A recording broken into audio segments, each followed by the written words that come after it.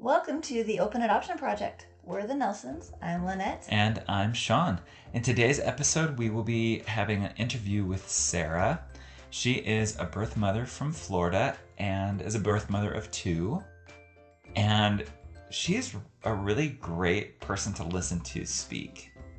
She's a really eloquent speaker, and she really just shares her story so well. She talks about the different nuances of challenges she's been through and the experiences from placing both of her children in the same adoptive family, and how that's looked over the years, how it's evolved and changed. For me, I think a lot of her story highlights the importance of post-placement care for birth parents, making sure that they receive counseling and that there's somebody there just to help and check up and to make sure that they're doing okay. She highlighted that a lot. Yeah, and I love always the themes of open adoption and how the different levels of openness affected every aspect of her relationship with her kids and how she was feeling.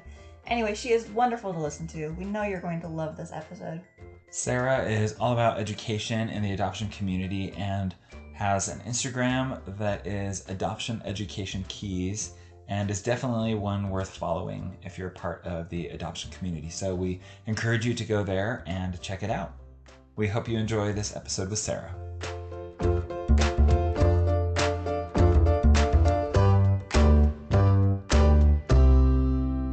All right, we are here on the podcast with Sarah. Sarah, thank you so much for joining us today. Thank you for having me.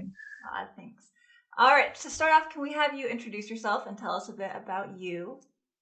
Absolutely. So my name is Sarah Schmidt, and I am a two-time birth mother. I have an open adoption with an 18-year-old son and a 20-year-old daughter. They were both adopted through domestic infant adoption, and it's been open for the most part. I used to say it was always open, but really it's kind of been semi-open part of the way through there. But it's so far, it's been a very interesting experience. So I am also a parent. I parent a 4.5-year-old son with my husband, who I met a long time after I placed. And so I'm very thankful for him because he definitely showed up in my life when I didn't think anything was going to happen like that anymore. So I have a husband, I have a son that I parent, and we just moved to Florida. So we're both from Southern California, and that's where we met. And he kind of got drug along for the ride. On our first date, I told him, I'm planning on moving to Utah for a couple of years. So if you don't want to move, we probably shouldn't date.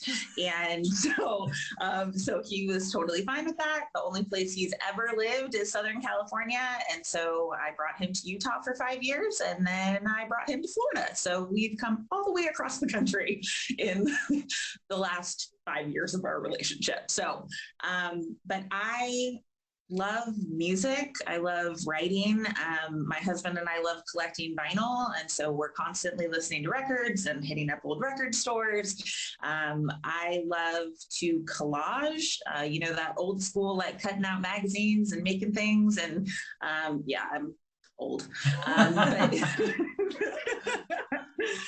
But I did just turn 40, so that's kind of a big accomplishment. Never necessarily thought I would make it this far in life, so I'm really glad that I have, and super feel blessed that I have gotten to this point with everything that I've been through. So that's a little bit about me. Awesome. A quick question, California or Florida, which one's better? Oh man, that's a hard choice because California, it is so expensive to live there. And that was the main reason we decided to come to Florida, because we wanted to be by the beach again. Both of us are huge beach people, but we can't afford to live by the beach in California. We can afford to live by the beach in Florida. And my family all lives over here. They're all in Georgia, North Carolina, Arkansas, Kentucky. So they're kind of all over the place down south. And so we were really far away from them. So I kind of have to say Florida, but I feel kind of bad saying that because California is my home state. But the water's definitely warmer here. The beaches are definitely nicer. I'm sorry, California. I love it. It's okay. We've been to both places, and they both have their perks. They both have their ups. Yes. Yeah. Yes, they do. Awesome. They do indeed. And I will say that Florida's people are a little bit nicer. People kind of like to keep to themselves in California. And so Florida is definitely, I feel, more community oriented. So that's also very helpful. It's a good thing. Yeah. Awesome. Well, thanks for helping us get to know you a little bit. We are excited to hear some of your experiences as a birth mother and how kind of all of that played out. So why don't we just have you jump in and just share your adoption stories? Perfect. I grew up in a Christian home. My dad was a pastor and a youth pastor when I was little. I was a honeymoon baby, so my parents and I kind of grew up together because they were both pretty young when they had me. They were 21 and 26, relatively young, not crazy young. But growing up in a household that I did, I learned some things that made me feel different about myself as I was growing up. Because, you're taught things like don't have sex before marriage and making sure that that is not happening. And I didn't really receive that memo in the way that I should have. And so I went to my parents' alma mater for college. It was the only college that I applied to. And my family was living in Georgia and the alma mater was in California. So I moved all the way across the country to go to school. And it was kind of like, let freedom reign for Sarah. Because now I'm not under the thumb. I don't have anyone watching me. I can do whatever I want. Oh my gosh, this is way too much freedom for me. So I took that freedom to heart. And I was in a relationship and I found out that I was pregnant my freshman year of college. And it was my second semester. I came back from Christmas break and pretty much went straight from the airport to the drugstore to get a pregnancy test and sobbed in my dorm room for 12 hours after I found out. So the whole telling my parents thing was like, not going to do that. So I talked to my boyfriend and we decided to go to a clinic and talk about our options. And we got a false pregnancy test, a false negative at the clinic. So I was doing cartwheels in the parking lot. Like, I don't have to worry about this anymore. My parents aren't going to hate me. We don't have to think about the one thing that I never wanted to think about, which was abortion. So awesome. This is awesome. This is great, wonderful, all the things. But then womanly things still didn't happen. So I went to the college campus clinic. And that's where I was met with this amazing lady named Beth. And she was actually, she was a resource nurse for a pregnancy resource center. She volunteered there and she also worked at the college.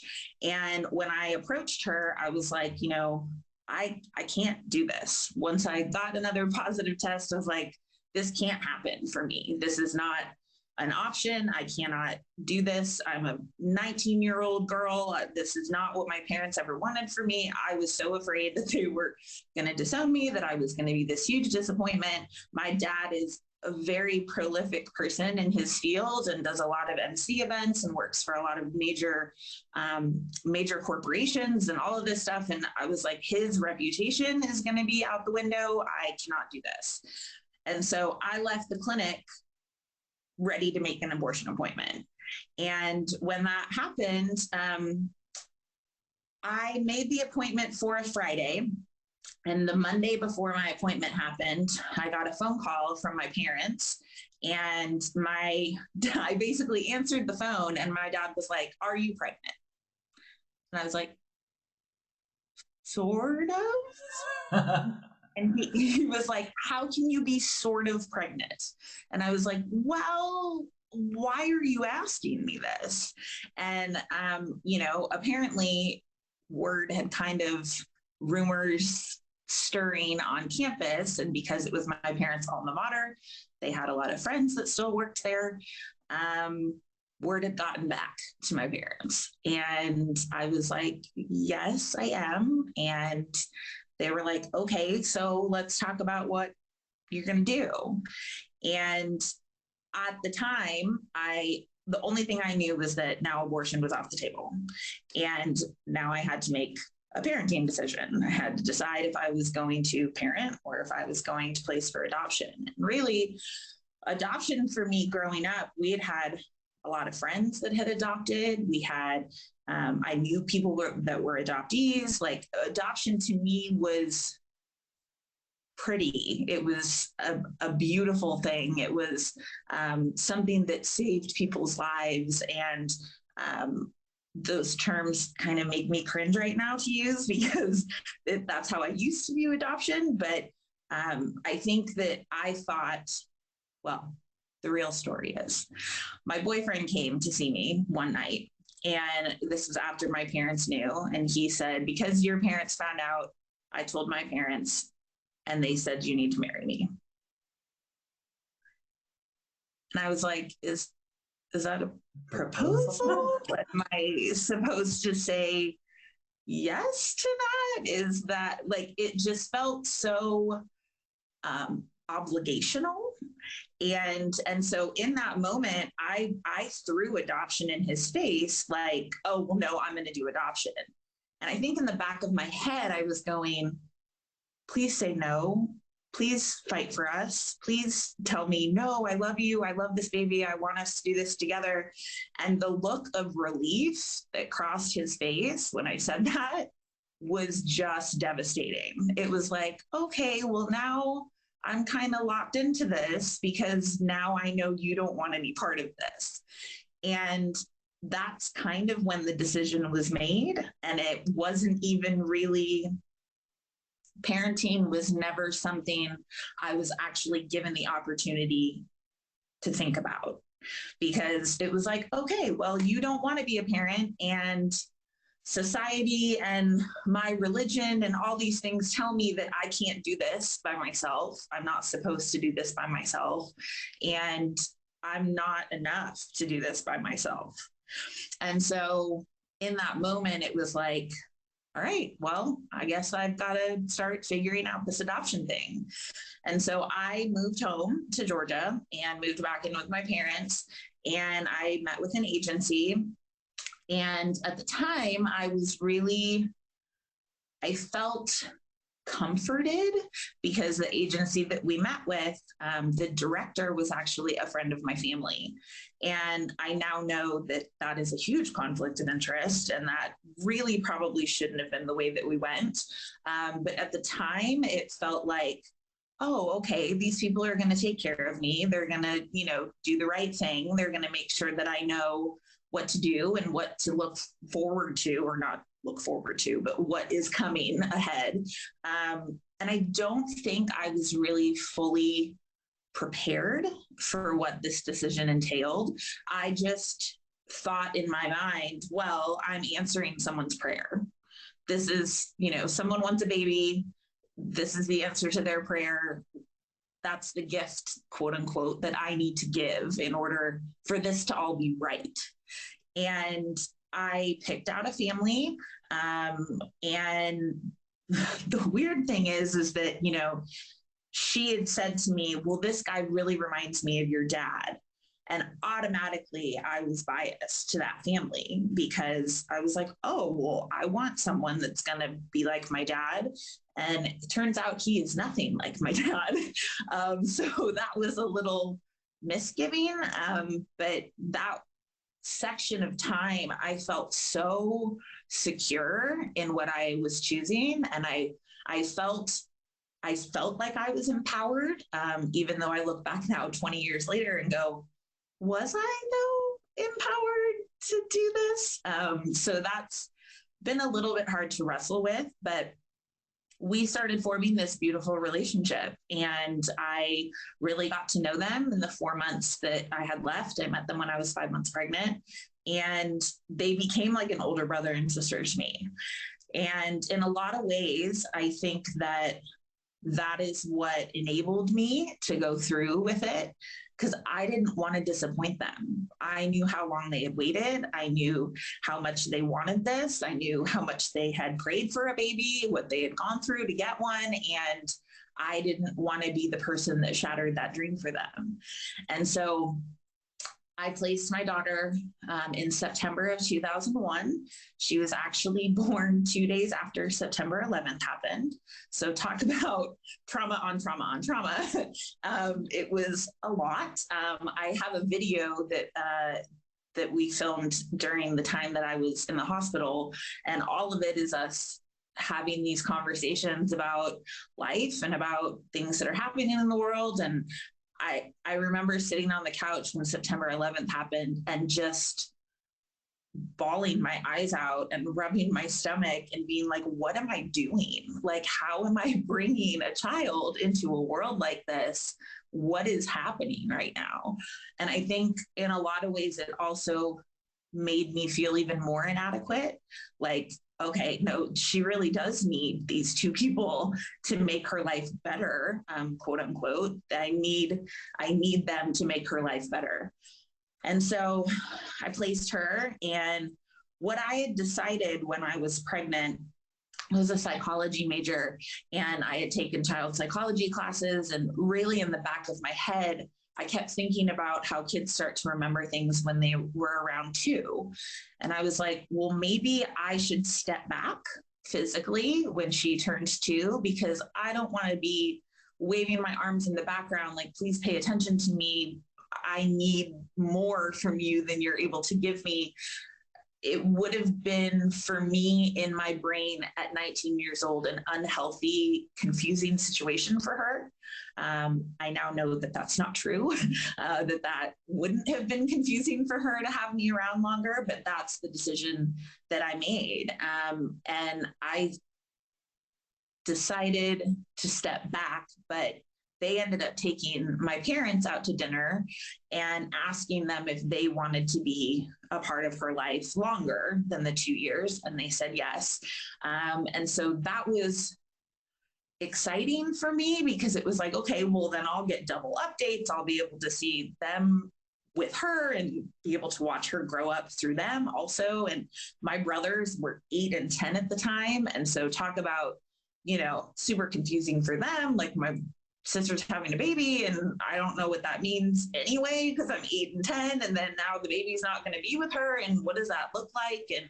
And so that was a really interesting journey. But then after I placed, I didn't get any counseling. I didn't get any help. But I also didn't seek it, because I didn't think I needed it. I thought, I made this beautiful choice. This is what was meant to happen, quote unquote. And that's where I ran with it. 10 months after I had my daughter, I found myself pregnant again by a different guy. And my whole world just imploded. It was like, I cannot believe that I'm about to put my family through this a second time. There's no way that how did this happen? And I know a lot of it stemmed from traumas I had even before placement that I never resolved. I was acquaintance raped when I was 17 years old by what I considered a very close friend of mine. And I never dealt with that trauma, and I never told anybody about it. And in the 3 years that I got pregnant twice, I hadn't talked to anybody about that really. And so when my mom found out I was pregnant with my second, and it was like a light bulb went off. It was like, oh, okay. We thought that you had just gone off the deep end for no reason.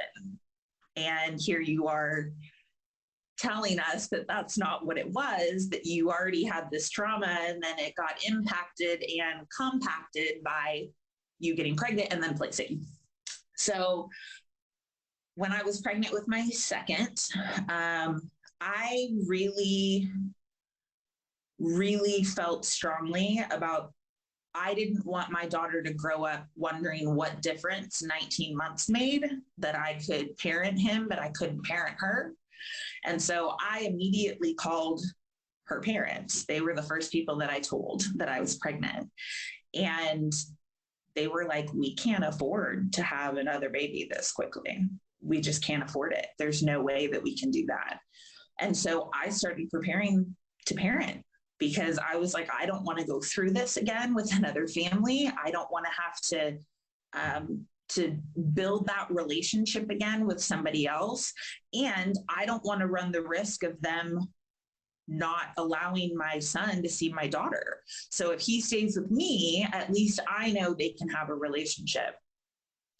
And a couple months after we had that conversation, they called me, and he was like, I got a raise at my job and we can afford to take him if you want us to.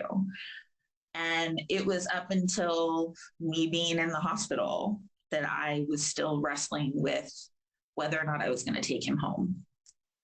And I don't remember a lot about the second time, but one thing I do remember is the day we were going to leave the hospital, her mom came in and just started crying. And she was like, it doesn't matter what you choose, because you've already given me the greatest gift that you could have ever given me. And I don't want you to feel obligated to do this a second time. And in that moment, it was like, you're better for him than I am. And then he can be with her. And she doesn't have to wonder what happened. And so he went home with them. And I decided the same thing with him, that I was going to step back after he turned 2. And so I stopped seeing her the year that he was born. And then I stopped seeing him in 2005, 2 years after he was born. And I think in so many ways, I thought that was the best option for them, because I wanted them to be able to be a family, and I didn't think that that needed to include me. I know now that I was wrong, and that wasn't necessarily the route that we should have gone. But I also know from having conversations with them that that's what they needed. And so that almost made me feel worse, that they actually were okay with me not being around. But I do know, I did know that we would eventually come back together. It ended up taking a lot longer than we had anticipated for us to reconnect physically in person. We still did, phone calls and emails. And once social media came around, we added each other on social media and those kind of things. They always knew who I was. They spent a lot of time with my parents, with my brothers. They all grew up together. And so that for me was at least a happy part of it, because they still had connection to their biology, and they still had connection to where they came from. And just as a sidebar, neither one of their birth fathers have ever wanted to be involved. And so they both have completely been out of the picture the entire time. And that's been really hard, but it's also, in some ways, I feel like it's been a blessing. Both of them were not the greatest humans. And so that would have been a little bit difficult, I think, for me to have to wrestle with all of that. But I was super grateful that my parents and my brothers were involved as long as they were. Moving into them becoming a little bit older, I was kind of all over the place between when they each turned 2 and when we were able to reunite. I moved around a lot. I went to a bunch of different colleges. I dated a lot. I was trying to figure out who I was, and I didn't know how to do that really. It was almost like I had to relive a lot of things, because having 2 kids at 19 and 21, I feel like I lost a part of my innocence. And then I started acting out, because it was like, well, this is my life now. And so I would start throwing my story in people's faces when they would, ask me about me and, oh, well, I'm a birth mom, so you probably don't really want to date me, or you don't really want to, get involved with me because, there's 2 kids on the other side of it. Eventually they're going to be back in my life. And, so I always kind of used it as a weapon against people getting close to me. And then around the time that I turned 30, which was in, 2011, around there. 2011, because 2021 is this year and I turned 40. So yeah, that works. Math, not very good at that. So around 2011, I started getting in. Okay, so in 2011, I went to Honduras with my dad, and we went on a trip to work at an orphanage and see all the babies and love on them and do all the things, which again, I feel icky saying again, because I've learned so much about how much harm that does and the damage and all the things once the kids are left without anything again. But we made this trip to Honduras, and while we were there, we went to a women's detention center, and I did not really share my story publicly, especially on social media. People that I was friends with knew that I had placed 2 kids, but I wasn't really vocal or open about my story. And I walked into that detention center, and it was me and I think 3 other girls and our dad. So it was like a dad-daughter trip that we were all on. And they asked if any of us wanted to share anything with these women in this detention center. And I did not wake up that morning expecting to get up in front of those women and bare my soul. But that's what I did. And it was through a translator. It was very clunky and very me being really emotional, but somehow with language barriers and all the things, some of these women knew exactly what I had been through. And it was the first time that I felt seen by other women, some of which whom had placed their children for adoption or whose family had taken over because they were in this detention center. And it was the first time that I went, you know what, I need to start talking about this more. And so I went home back to California, where I was living at the time, and I kind of just Googled things. I was like, okay, I need to find someone that I can talk to or something. And I ended up finding this woman who was doing a radio show at the time called Just Birth Parents. And she had asked me to write some things for her. And once she heard my story, we started talking about things more. And towards the end of 2012, I got an email from this woman.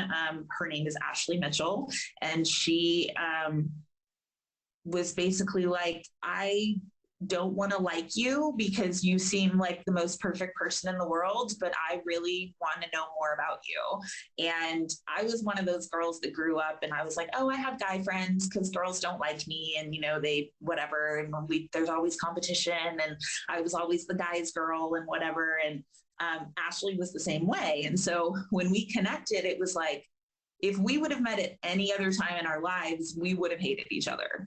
And this would have not been a good thing. But we were both at the beginning stages of wanting to share what had happened. And obviously my views of adoption have shifted a lot in the last 10 years. But that was really, 2012 was really like a turning point for me in finding birth mother community online. And so the first time that I met another birth mother besides my aunt, that's a whole other story. My aunt became a birth mom actually when I was 17, 2 years before I did. But she and I never talked about the shared grief that we had until literally a couple of years ago.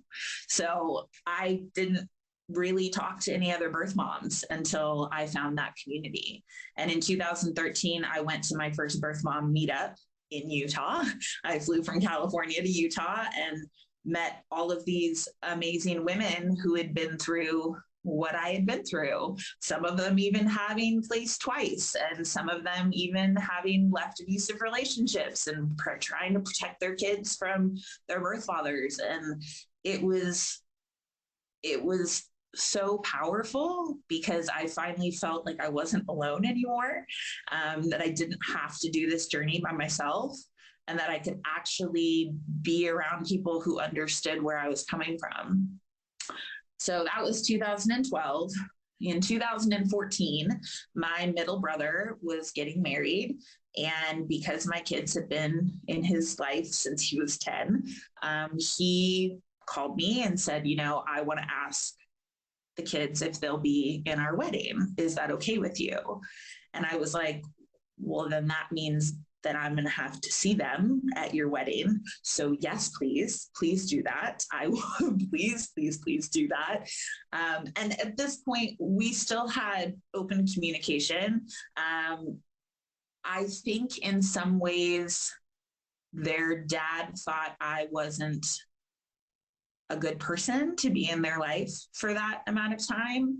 And so from 5 until 2014, so 9 years, I wanted more contact than we had, but I never felt the liberty to say, hey, can we open this up more? Can I come see them now?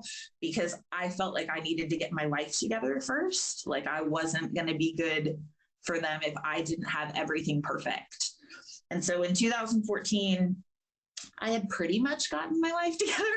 I was, working in California. I had a great job. I was, living with a roommate and doing well by societal standards. And so they were like, okay, let's do this. And so the weekend that we reunited was the weekend of my brother's wedding in 2014. And that kind of opened up a whole new world for us. My kids were 11 and 9. Is that right? Math again. See, this is not a good thing for me. But they were around that age, and it would. Oh no, they were 11 and 12 because my daughter was about to turn 13. 2001, 2014, got it. She was about to turn 13 and my son had just turned 11.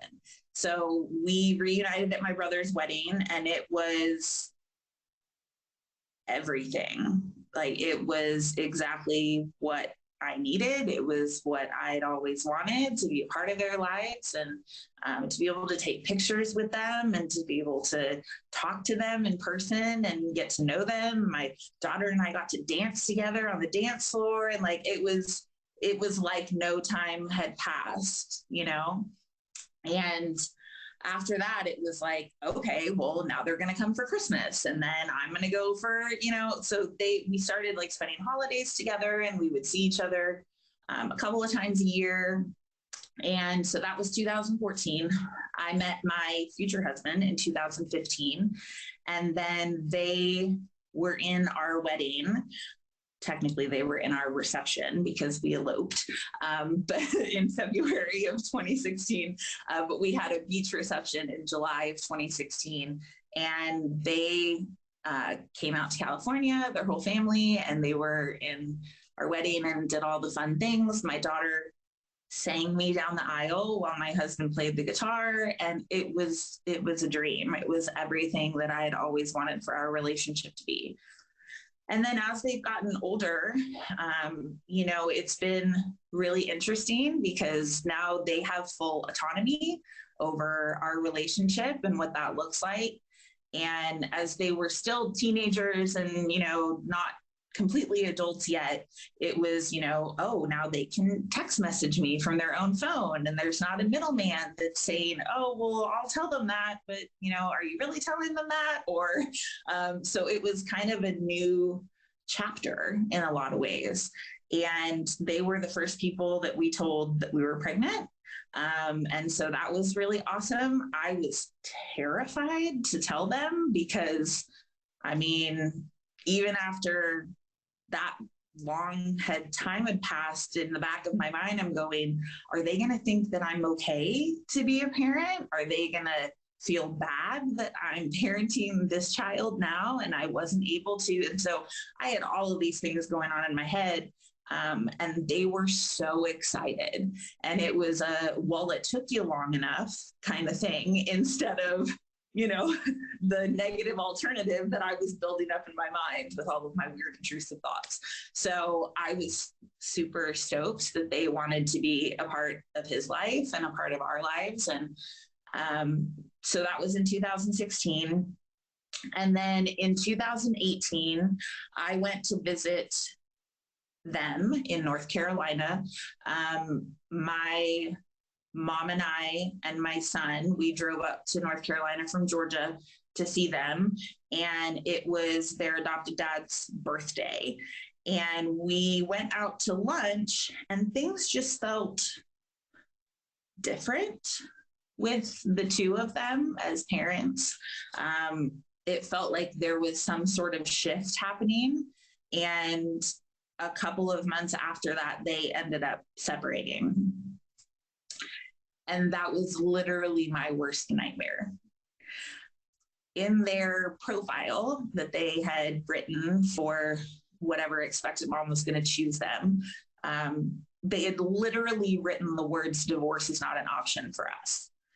And in my mind, it was, oh my God, this couple is perfect. Like that's exactly what I want. I want two people that are committed to staying together, that are always going to have this perfect family and, the forever, all of the things. And it was literally my worst nightmare to find out that they were separating. And in the back of my head, I kind of was like, okay, well, there's a possibility still that they could get back together. But that's not realistic, once that separation has happened. And I think one of the things that we're not reminded of when we make these decisions is that they're just as human as we are, and that they're not immune to things like death and divorce and really bad things happening to their family. That's not something that's truthful. And I think that a lot of times we put them up on this pedestal like, oh, well, no, they're going to do everything right. They're going to make sure it works out. Like everything's going to be great, grand, and groovy. So that was a really hard time for me. 2018 was pretty difficult. It was kind of made a little bit more difficult by the fact that, I had had such a strong relationship with both of them, and their mom, I was kind of her person during the separation. And I think sometimes she may have forgotten what my role actually was in her life and what I was to her and to her kids. And she saw me more like a sister or like a friend. And so she told me things that as a birth mom, I probably shouldn't have heard, whether it was about his parenting or about like their relationship and it made it a little bit difficult for me to not be really angry at him. And turns out I was right to be angry at him.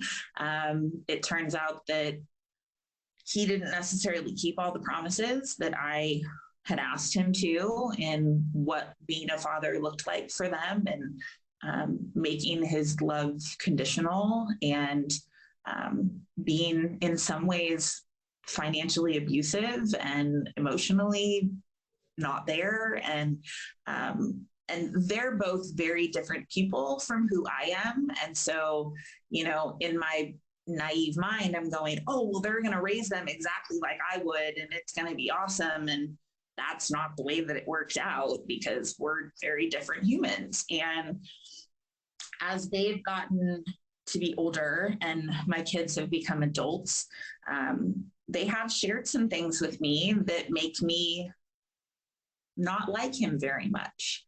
And they ended up divorcing at the beginning of 2020.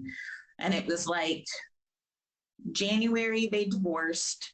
January, my support animal of 15 years, my cat, died. And then my son's third birthday is when COVID shut everything down. And so it was like the beginning of 2020 was like a crazy, horrible show that should never have played out the way that it did. So many ways. Right? It's like, how much more do we have to go through in order for this to be a thing? And so when their divorce was finalized, it was like a switch shut off for him. And he and I used to be closer than she and I were. And he hasn't spoken to me since February of this year. And I don't know why. I don't know if it's just because I bring up triggers for him, or if it seems like he's picked and chosen when he wants to be a father now that they're adults and they're supposed to be able to handle things on their own and all the things. And so I think in a lot of ways, it's altered and shifted how I view this beautiful thing that I chose for them. And really, ultimately, it's what encouraged me to start my education page. In 2018, when they separated, I started a page called Adoption Education Keys. And it was really my way of outletting the things that I was learning that I never knew about adoption. And here I was, 17 years into my birth motherhood, learning things that I should have been told back when I was making these decisions. And it was so eye-opening. And I was like, I have to talk about these things. And so I started my page, and it kind of became an outlet for me to really figure out where my place was now, and what that looked like in the scheme of educating other people so that they know going into this what it actually is or could be, or what the possible outcomes might be. And then I started working further with Ashley, and in 2000, I think it was 17, is when we really started talking about wanting to do programs for birth mothers. And actually it was 2016, because it's coming up on, 2015. Math, again, I'm so bad with this. That's okay. It was probably around 2015, because I think this coming year is going to be our 6th year of writing curriculum.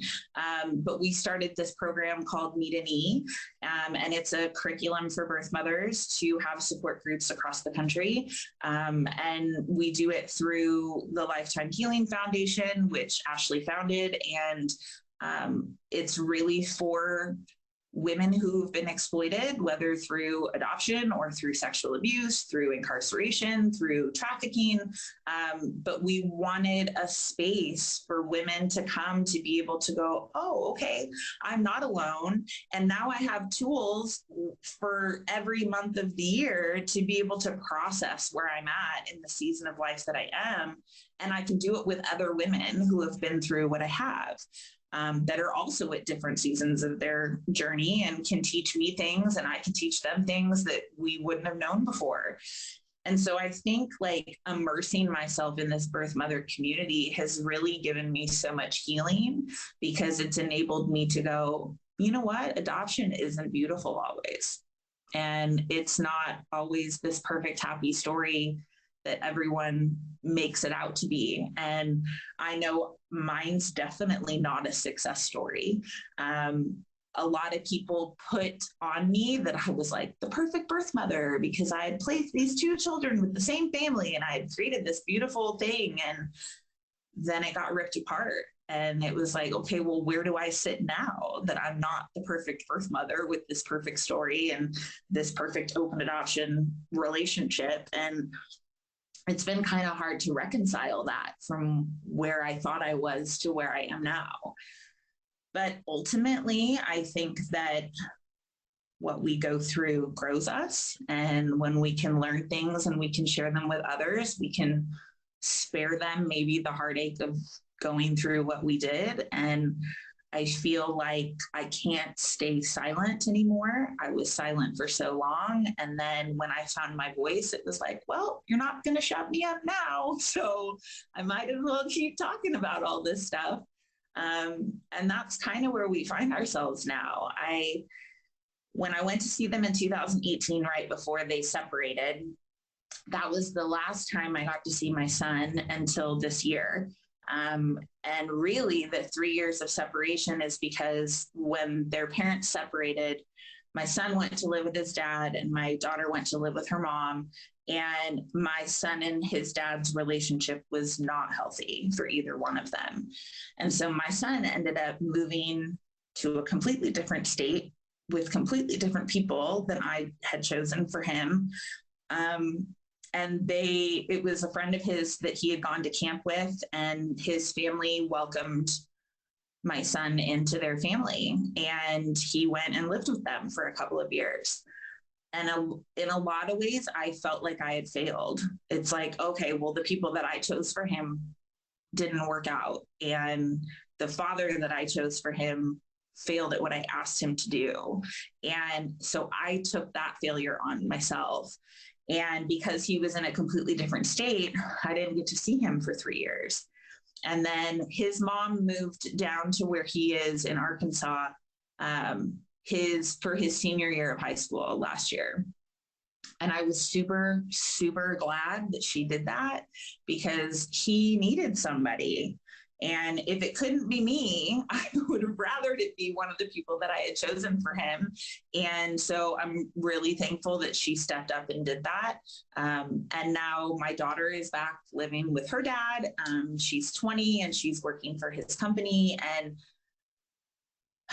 it's just a lot because I know that he is not the father figure that I always thought that he was going to be for them. And so that's been really hard to come to terms with. But my son's mom ended up paying for me to come be with him for his 18th birthday in April. And that was the greatest gift that she could have ever given me. My daughter came down from North Carolina and I got to spend a weekend with my son, my daughter, and their mom. And it was everything. It was like 2014 when we reunited and all the things, except now I could talk to them about adult stuff and they could actually have conversations with me about where they're at in life and what they want. And so I'm very grateful that they have always remained open to me and to who I am and my role in their lives. But at the same time, it's been a really hard journey for us to get here. There's been a lot of up and down and a lot of back and forth and a lot of disappointment.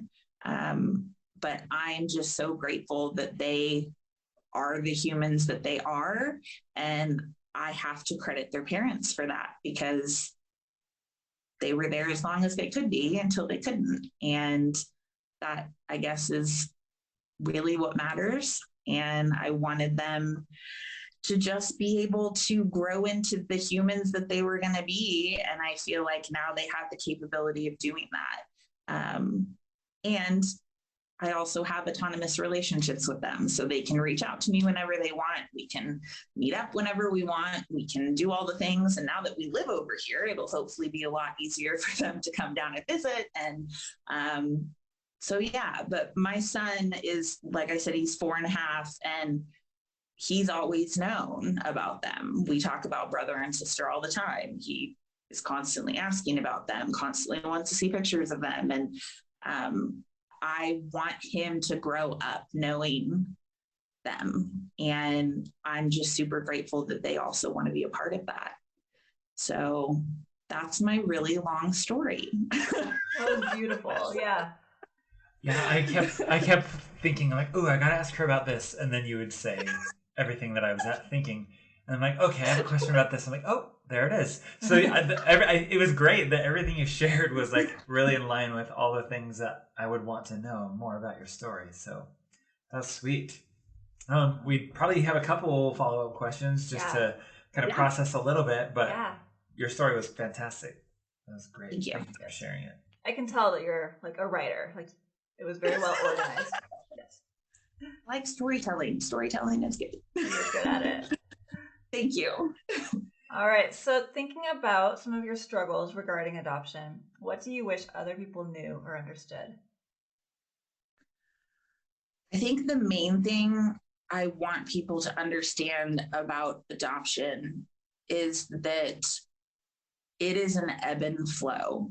It's never one linear situation, and every situation is so unique that you can't pinpoint that something is going to go the way that it will because someone else's did. I think I had really unrealistic expectations going into it, and I wasn't educated about what the realities were. And if I could tell anybody anything about adoption, it would be to educate yourself about it. Whether that's the history of adoption in America, which we could have a whole nother conversation about, whether it's what it looks like to keep your promises, what it looks like to love a birth mother well. And there's just so many more layers, I think, than people actually place on it than just this beautiful success story of a baby finding a family versus a family getting ripped apart in order to create a new one. I think I was very naive. And so I would encourage people to get rid of their naivete and educate themselves. So, considering that we have, all members of the adoption triad listening to this, what are maybe some pieces of advice or counsel you would give for how we can improve adoption culture in society moving forward? What do you think some things we could do as this community? I think first and foremost, we need to listen to adult adoptees. I think that's really missed in a lot of conversations because they're dismissed as being angry or bitter about what's happened to them versus going, no, these things were chosen for them without their permission. And what does that look like for them as they enter adulthood, as they have kids, as they do all of these things in life that nobody talks about? Because when you're starting adoption, it's all about the baby, it's all about the kid, it's all about it being a child and it not being an adult that grows up with its own opinions and thoughts and feelings about these things that were chosen for them. And so I think first and foremost, we really need to start listening more to adult adoptees. I think we also need to listen to birth mothers. Maybe a little bit unbiased about that, but I do think that a lot of us are also dismissed as angry and bitter because a lot of times, more often than not, birth mothers don't step back like I did. And instead, they're closed off or shut off because of things that they do or insecurities or whatever is, hiding behind that relationship.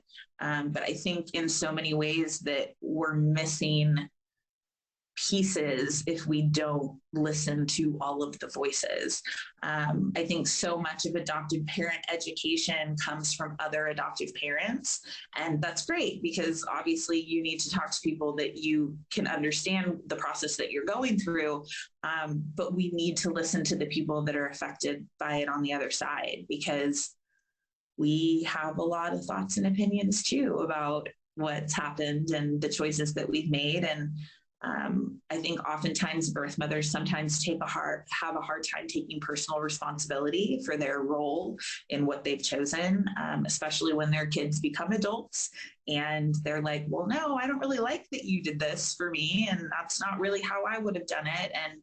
And birth moms can sometimes get defensive and things, but I think listening to the voices that have made it happen is kind of important. And really, lastly, I would say the thing that needs the most is reform. I think there's a lot of reform that needs to happen in adoption. I think that there are a lot of practices still in place that should have been gone a long time ago.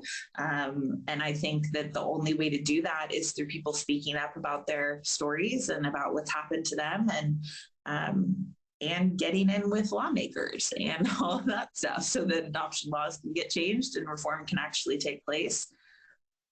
I think my biggest contribution will eventually end up being I want to get my master's in counseling that's adoption and trauma informed so that other birth moms, adoptive parents, adoptees can have a space to come to where I know what they're going through. But there is a lot that needs to change and a lot that needs to be different. So I appreciate that question, because there's definitely a lot of things that need to happen in order for that to take place. Yeah, we definitely see the need for a lot of things to change, improving ethics, making sure that voices are heard. That's one of our, our missions, right? To provide extra voices. And so thank you so much for sharing your perspective and the things that you experienced. Again, as you told your story and everything unfolded, I'm like, wow, this is answering so many questions that I had for her, or in general. And the way that you were able to articulate that was beautiful. So thank you, for being willing and open and authentic. Well, I appreciate you giving spaces for voices like mine, because oftentimes we don't feel heard. And so it's really nice to feel heard and to feel seen. So I appreciate that, y'all. Awesome. Thank you so much for being here. Absolutely. Thank you for having me.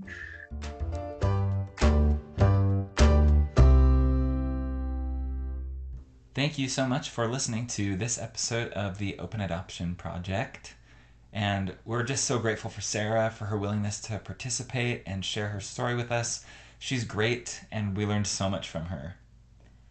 Make sure that you go ahead and follow her on Instagram. If you have an Instagram, she is at Adoption Education Keys, and she tries to have a safe space to have hard conversations about adoption there.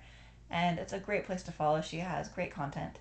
And we just love the work that she's doing to help educate the adoption community. Yeah, a couple things that stood out to me from her story is that while many times the beginning of an adoption story, or from one side or the other, may look like it's beautiful and perfect, that we are all human. We all make mistakes. We all go through really challenging things, and we're not immune to that in the adoption community, right? And so the decisions that expectant parents make to place may or may not be, what they wish they would have done 10 years afterward. Or maybe the family that you placed with didn't quite end up looking like you thought it would. And I think we just need to be sensitive and realize that it's not always a storybook ending. Yeah, just like what she said, it's not always beautiful. And that can be, I think, a hard truth sometimes for us to recognize as adopted parents, but it's such an important thing to recognize and to be open to listening to and understanding from all of these different perspectives in adoption. Just knowing that it doesn't always look beautiful, it doesn't always look happy, and sometimes it's just a big mixed bag of so many different feelings and emotions. Another thing that stood out to me was kind of the timing of her openness. She had pretty open relationships until her children turned 2, and then was kind of out of the picture. And I think that for her, as she expressed it, just that distance caused even more trauma or even more sadness around the situation that she was in. And so for me, again, it highlighted, and we talk about this all the time on the podcast, but for me, it highlighted the importance of having a healthy open adoption relationship. Yeah, and that's really one of our big focuses here, is trying to emphasize how, as adopted parents, we really should be shelving any of our insecurities or our worries and putting our kids first, right? That's always the goal. And for us, that really does look like keeping their birth families in their lives as much as we can. And it really just enriches our kids' lives so much, and really ours too. Again, we want to thank Sarah so much for being with us on the podcast and for just being so awesome. She was really fun to talk to and really fun to listen to. We love her. Yeah, she was so fun. Thank you so much for listening, and we'll be back next week.